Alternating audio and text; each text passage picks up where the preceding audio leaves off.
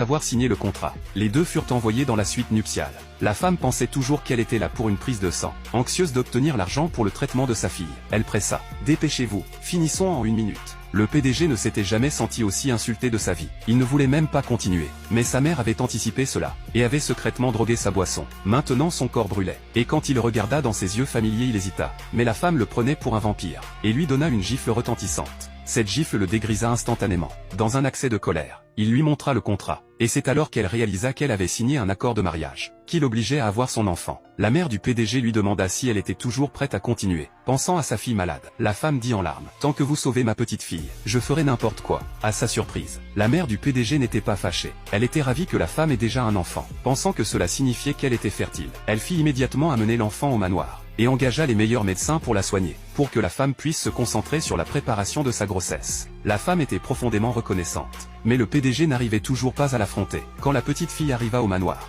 la vieille dame l'adora instantanément. Le visage de l'enfant ressemblait étrangement à celui de son fils. Même sa façon de boire de l'eau était identique. La vieille dame trouvait cela bizarrement réconfortant. Sans jamais se douter de rien, elle engagea des médecins de renommée mondiale pour assurer la guérison de la fillette. Plus tard, quand le PDG et la femme se retrouvèrent seuls à nouveau, tous deux se disaient qu'ils ne faisaient que respecter un contrat. Rien de plus. Mais chaque fois que le PDG regardait son visage rond, il ne pouvait s'empêcher de penser à la femme d'il y a 6 ans. Il ne pouvait s'empêcher de les comparer. Et elle pouvait sentir son dégoût. Cela lui brisait le cœur. Pourtant, le PDG commença à remarquer quelle mère dévouée elle était, et essaya de se convaincre de respecter l'accord. Mais cette illusion ne dura pas longtemps. Un jour, le majordome lui remit un pendentif de jade. Quelqu'un dehors voulait le voir. C'était le même pendentif d'il y a 6 ans. La femme le reconnut aussi. Il s'avérait que sa demi-sœur l'avait volé des années auparavant. Maintenant elle était là pour se faire passer pour cette femme. La demi-sœur sourit secrètement. Heureusement que j'ai trouvé le PDG en premier. Sinon ma sœur m'aurait tout pris. La femme était furieuse. Toute sa souffrance remontait à cette sœur intrigante et sa mère, qui l'avait droguée des années plus tôt et ruiné sa carrière de mannequin.